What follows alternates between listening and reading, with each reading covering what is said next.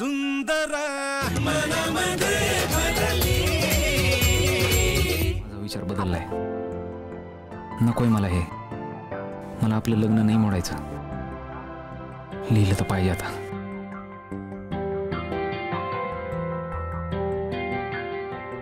लतिका, तुला काय म्हणू ना कळतच नाही. प्रिया म्हणू, सखी म्हणू, बायको म्हणू का काय म्हणू, कारण हे सगळं तू हाय. तू मला प्रिय आहे, तू माझी सखी आहे आणि तू माझी देवब्राह्मणाच्या साक्षीने झालेली बायको बी आहे.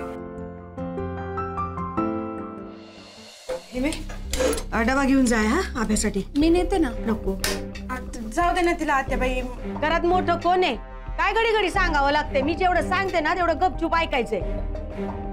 डबा घेऊन जाय अभ्यासाठी. आणि तू थेट बँकेत जायचंय, कळतंय का? अभ्याबा राहून घरी येईपर्यंत मी तुला त्याला भेटू द्यायची नाही. हो ऐकलं का? आले आले. चहा येणार आहे का नाही? ते चहा मागू लागली. आणते आणते.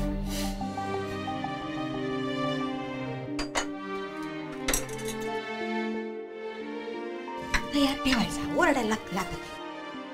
आई केवढं का ते काय ग तुझं नशीब आहे. म्हणजे तू या घरात आल्यापासून नुसते एकावर एक प्रॉब्लेमच होऊ राहिले. भाऊजी घराबाहेर काय गेले, मग त्यांच्या हल्ला काय झाला. तुम्हाला तुमचा असा म्हणून काही वेळच भेटला नाही का? आणि आत्याबाई तर आता जरा आतीच करतायत. काय केलं त्यांनी? हा खाता तुमची ताटातूट करतायत त्या. काय केलं काय म्हणती? हो वहिनी, असं काही नाहीये. हा का नाही, तू या मनाचं मोठं पण आहे काय. पण मला नाही पटत. आता स्वतःच्याच नवऱ्याला भेटायचं नाही असली कुठं काय अट असते होय? तू बायको आहे ना त्यांची, कोणी परकी आहे का? म्हणून ना मला तुझं वाईट वाटतंय ते. आत्याबाईंचं कसं आहे, त्यांच्या पोरांपुढे त्यांना कुणाचं काही दिसत नाही. मग जरा कुठं काय खर्चटलं त्यांना तर त्यांचा जीव कासावीस होतोय. पण सुनांचं म्हणून काही विचारच करत नाहीत त्या.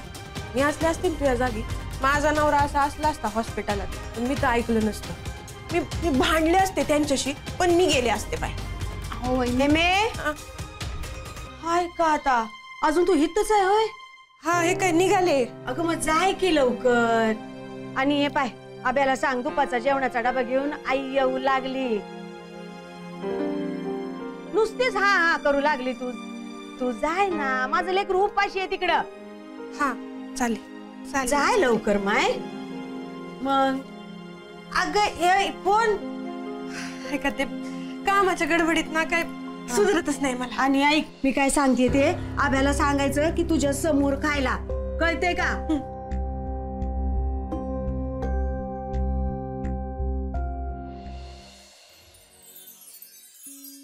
लते,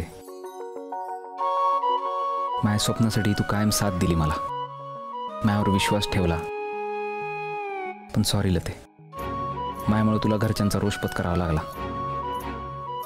माझी आई चिडली तुझ्यावर, पण तुला माहिती आहे ना तिचा राग तेवढा पुरता असतो. ते आता हाती गेला आणि शेपूट राहिले.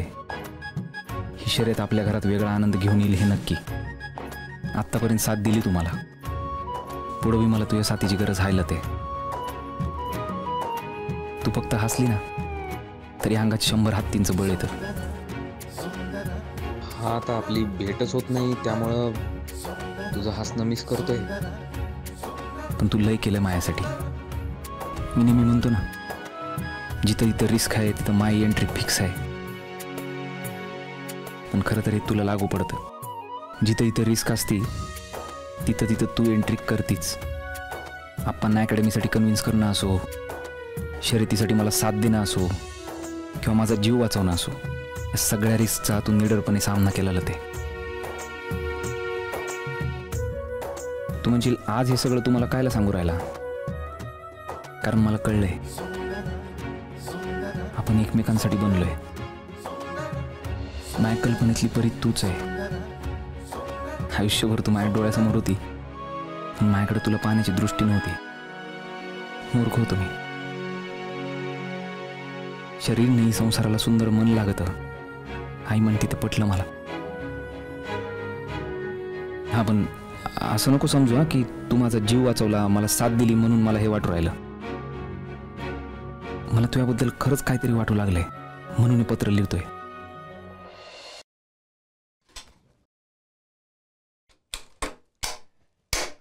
काय झालं? काही नाही मामी.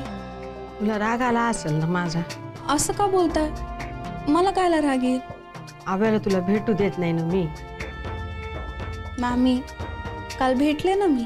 पाहिलं ना तू काय झालं ते. पण मामी मी त्याला भेटले काय किंवा नाही भेटले, शेवटी तो त्याच्या मनाचंच खरं करणार. नाही ऐकणार तो कोणाचं. असं कसं नाही ऐकणार तो? हे पाय, मी आई आहे त्याची आणि ते माझं लेकरू आहे. तो एक असेल तर मी 10 आहे. त्याला काय वाटलं? तो एकटाच हट्टी आहे. अगं माय, तुझं शस्त्र मी राखीव ठेवलं होतं. आता तो तुझं बी ऐक ना, तर जाऊन सांगते त्याला एकदाच काय ते. म्हणजे सोक्ष मोक्षच लावून टाकते. नाही तर काय, पाहते ना कसा काय शर्यतीचा नाच सोडत नाही ते पाहतेच मी आता.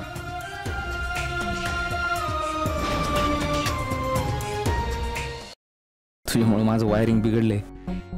तू मोहन सरांशी बोलायची ना, नाही आवडायचं मला. तुझ्याबद्दल पॉझिटिव्ह झालं तुम्ही म्हणून चिडत होतो तुझ्यावरला. ते तुझा भास व्हायचा मला सतत सतत माझ्याबरोबर तू हाय अशी जाणीव होती मला.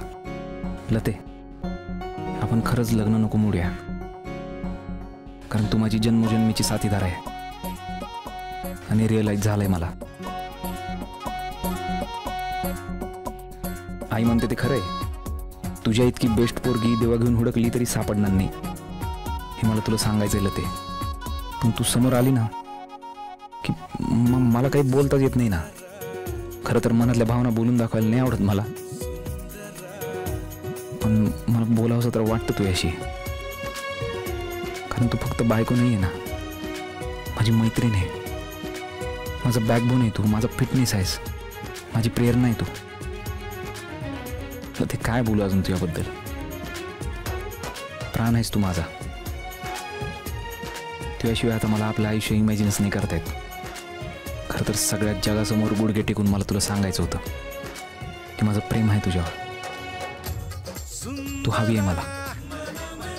नको जाऊ माझ्या आयुष्यात ना तू. I love you Latika. तुझाच अभ्या.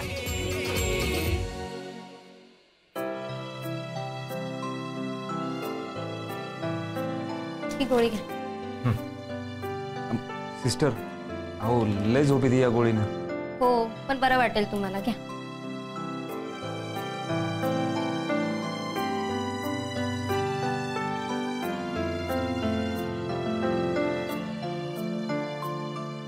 थँक्यू.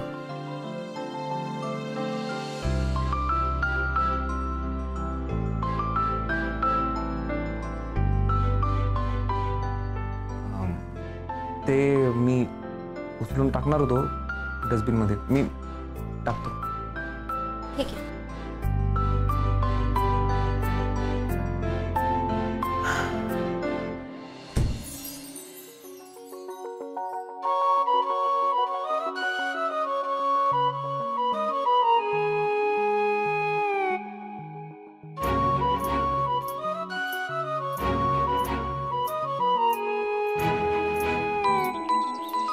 अबे, हा बोल ना. अबे, हा विक्या, एक काम करतो का माझं? हा कसलं? अरे काय नाही, एक जरा चांगलं एनवलप घेऊन ये ना. आणतो ना बाई. असं मी पाय मोडल्यापासून ना तू फुल टाइम नोकरच ठेवले मला. आण ना भाई. हा आणतो. चल. हा.